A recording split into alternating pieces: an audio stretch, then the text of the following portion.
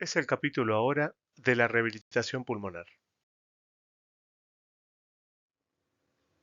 Y tanto que hablamos de la rehabilitación pulmonar, entonces definamos qué es la rehabilitación pulmonar o rehabilitación respiratoria. Bueno, es un programa destinado a pacientes con enfermedades respiratorias crónicas que puede ser realizado en un hospital, en un centro de salud, en un gimnasio o bien en el domicilio y a cargo de kinesiólogos y médicos, en donde se realiza ejercicio físico de una manera supervisada y controlada con el objetivo de mejorar la capacidad física, los síntomas y la calidad de vida. La rehabilitación respiratoria ha sido definida como una intervención multidisciplinar basada en la evidencia para pacientes con enfermedades respiratorias que son sintomáticos y tienen frecuentemente reducidas las actividades de la vida diaria. Está integrada en el conjunto del tratamiento individualizado, se diseña para reducir los síntomas, optimizar el estado funcional, incrementar la participación y reducción de los costos sanitarios, mediante la estabilización o reversión de las manifestaciones sistémicas de la enfermedad. Los programas incluyen como componentes la captación, el consejo, la educación e instrucciones técnicas, el entrenamiento con ejercicio, la técnica de respiración, la fisioterapia del tórax y el soporte psicológico o psicosocial. En la última guía práctica clínica de la ATS y de la European Respiratory Society, se adopta una nueva definición diciendo que la rehabilitación respiratoria es una intervención amplia basada en una evaluación inicial completa, seguida por una serie de terapias que incluyen, pero que no se limitan a ellas, entrenamiento con ejercicio, educación y cambios de comportamiento, diseñados para mejorar la condición física y psicológica de los pacientes con enfermedad pulmonar crónica, orientada a mejorar la adherencia a los comportamientos que pueden aumentar la salud. La rehabilitación respiratoria tiene su origen antes de los años 60, época en que se consideraba un tratamiento pasivo orientado a evitar el estrés de los pacientes. Su desarrollo posterior fue debido no solo al incremento de la prevalencia, morbilidad y mortalidad de estas enfermedades pulmonares, sino también al gran avance que se produjo en el conocimiento sobre la fisiopatología del EPOC y sobre los beneficios que se derivan de los pacientes, de los programas, especializados de rehabilitación pulmonar. Su consolidación ocurre cuando se demuestra la efectividad sobre los costos sociosanitarios. La EPOC se reconoce actualmente como un proceso complejo que requiere intervenciones complejas, entre las que la rehabilitación respiratoria se sitúa en el centro o núcleo de todo el proceso. La rehabilitación está justificada en todo paciente que tras un tratamiento óptimo permanezca limitado por la disnea para las actividades de la vida diaria. Se sabe que la actividad y el ejercicio físico son beneficiosos para el EPOC, pues incrementan la calidad de vida de estos pacientes, reduciendo la sensación de la disnea, mejorando la capacidad de ejercicio y ayudando en el control de las emociones y en general de la enfermedad. Por otro lado, se ha demostrado que la rehabilitación pulmonar contribuye a la optimización en el uso de los servicios sanitarios, las consultas, las visitas a urgencia y los ingresos hospitalarios. Entonces, resumiendo, la rehabilitación pulmonar tiene tres pilares. En principio, prevención de la enfermedad a través de terapias antitabaco, educación del paciente y de la familia y eliminación de los factores de riesgo. Por otro lado, reducción de los costos de la enfermedad, una disminución del número de exacerbaciones, el número de internaciones y el número de consultas.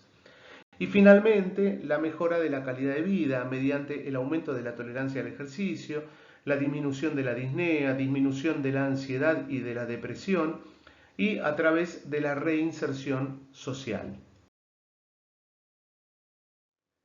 En el consenso de la ATS y la ERS se reconoce igualmente que la rehabilitación respiratoria es beneficiosa y por tanto justificada en muchas patologías. En primer lugar, pacientes EPOC diagnosticados y tratados, otros pacientes crónicos pulmonares no EPOC, como enfermedades intersticiales, bronquiectasia, fibrosis quística, asma, hipertensión pulmonar, cáncer de pulmón, etc. Pacientes sintomáticos con menor grado de obstrucción respiratoria, pacientes EPOC tras una reagudización. En todos estos, la rehabilitación ha mostrado reducción de los síntomas, aumento de la tolerancia al ejercicio, mayor función y balance de miembros inferiores, disminución de la ansiedad y mejora de la calidad de vida. Igualmente se consigue una rebaja, una disminución en el número de agudizaciones e ingresos hospitalarios y, lo que es muy importante, un descenso de la mortalidad. Algunos criterios de exclusión podrían ser algunas condiciones que pongan en riesgo al paciente durante el ejercicio, por ejemplo, una angina de pecho inestable, hipertensión pulmonar severa, infarto agudo de miocardio reciente o procesos infecciosos activos, y también condiciones que interfieran en el normal proceso de rehabilitación, como ser enfermedades osteoartromusculares, neoplasias, una artritis activa, trastornos de la conducta, etc.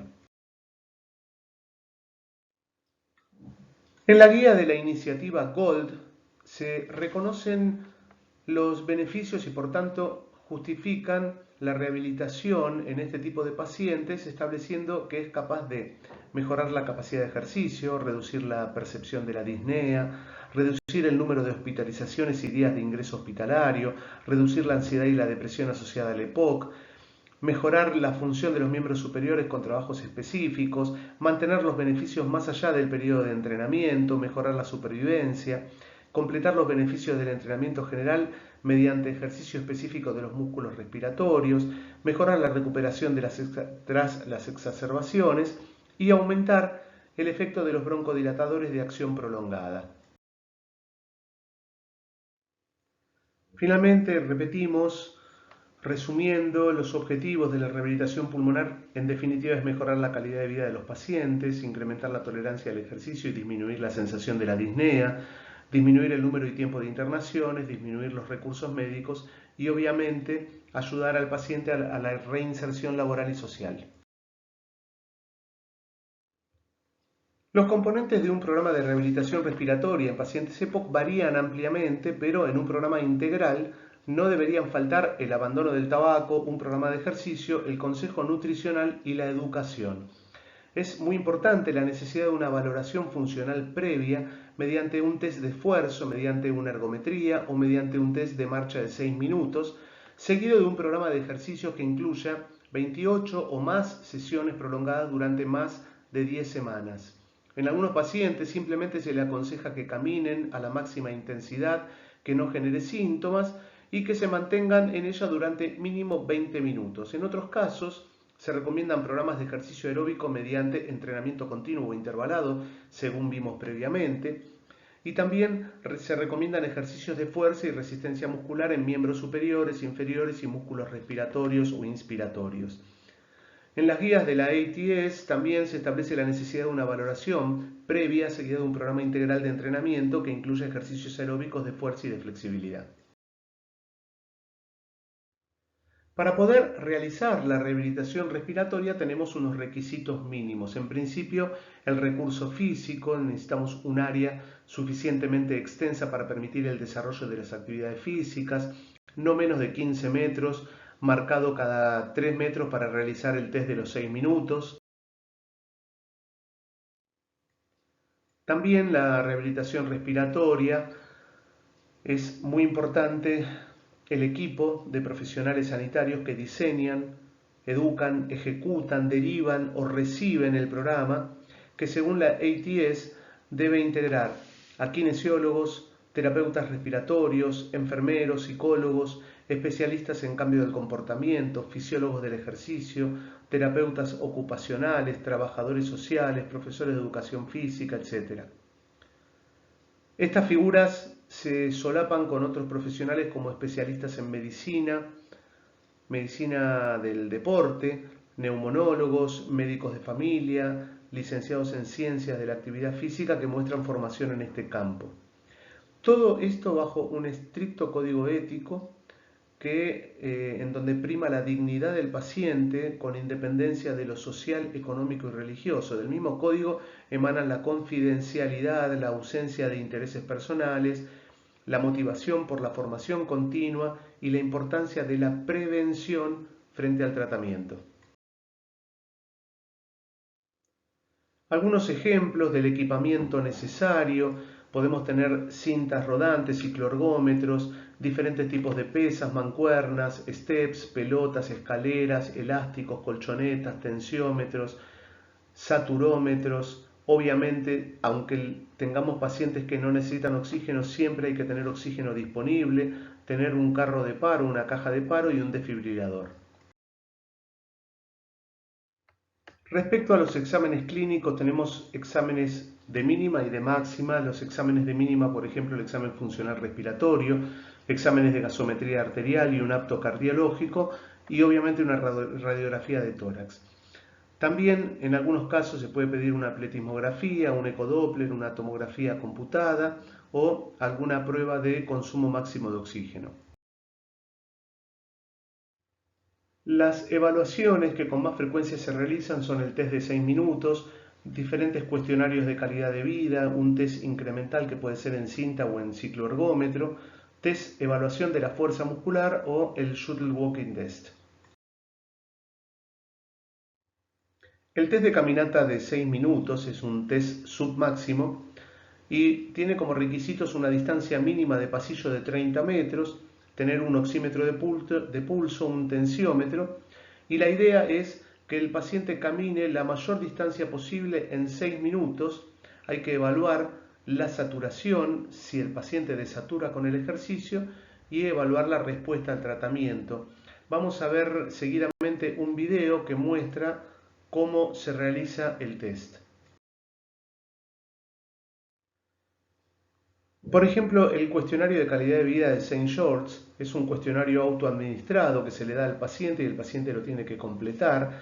En la diapositiva vemos una breve imagen muy resumido del cuestionario y abarca 3 áreas: los síntomas, el impacto que sufre el paciente con la enfermedad y qué actividades realiza. Debe comprobarse los cambios al inicio y al final de la rehabilitación. Otra evaluación que se puede realizar para evaluar la capacidad aeróbica es un test incremental en cinta o en bicicleta. Este test se incrementa la intensidad de la carga cada 2 minutos mientras se evalúa en cada escalada la frecuencia cardíaca, la saturación y la presión arterial hasta llegar al máximo de la capacidad, al 100%. Los métodos para evaluar la fuerza muscular son métodos simples, son métodos bien funcionales y específicos. Ya hemos visto el método de 1RM, el método de 10 repeticiones o a través de fórmulas indirectas. La rehabilitación funcional respiratoria es una parte de la terapéutica física que está destinada a mejorar la ventilación pulmonar y tiene 3 pilares. Una terapéutica física kinetirápica, que consiste en la ejecución adecuada de ejercicios que implican la movilidad de los músculos respiratorios, y por otra parte consiste en ejercicios corporales que están ritmados con la respiración. La terapéutica física postural busca posiciones que ejercen una acción facilitadora e incluso correctora, ya que mejoran la ventilación y facilitan el drenaje bronquial. Y finalmente, otro pilar es la terapéutica física relajante, mediante la relajación muscular, que es indispensable para la rehabilitación funcional respiratoria. Resuelve las contracturas musculares, habitualmente localizadas en la nuca y en la cintura escapular, que dificultan la mecánica ventilatoria. La relajación disminuye el trabajo muscular y el consumo de oxígeno. La rehabilitación funcional respiratoria se hace en 4 posiciones básicas de partida, que es la bipedestación, la sedestación, los diferentes decúbitos, como vemos, de decúbito supino, decúbito prono, decúbito lateral y en Trendelenburg, y en cuadrupedia. Algunos ejemplos de las posiciones de partida en bipedestación y en sedestación. Ejemplos de posiciones de partida en cuadrupedia, Trendelenburg y los diferentes decúbitos. Algunos ejemplos de ejercicios generales, siempre ritmados con el ciclo ventilatorio. ejercicios diafragmáticos, algunos de los cuales pueden hacerse incluyendo peso en el abdomen, ejercicios abdominales para facilitar la expiración como músculos activos de la misma.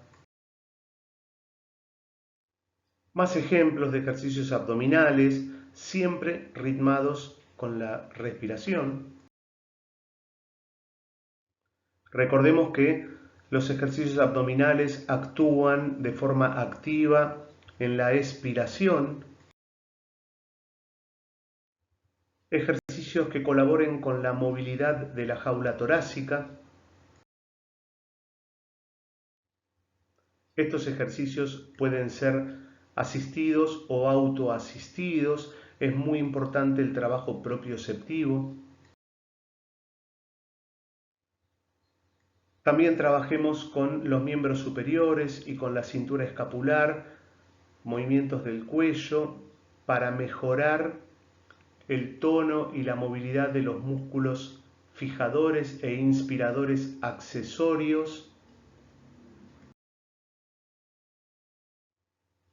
Se pueden utilizar elementos como bastones, siempre ritmado con la respiración. Y de esta manera llegamos al final de esta charla. Recuerden que hablamos mucho de pacientes con patología respiratoria instalada, hablamos mucho del EPOC, pero pensemos que la principal rehabilitación que tenemos que hacer es la prevención primaria, tratando de evitar tener pacientes con patologías respiratorias. Muchas gracias.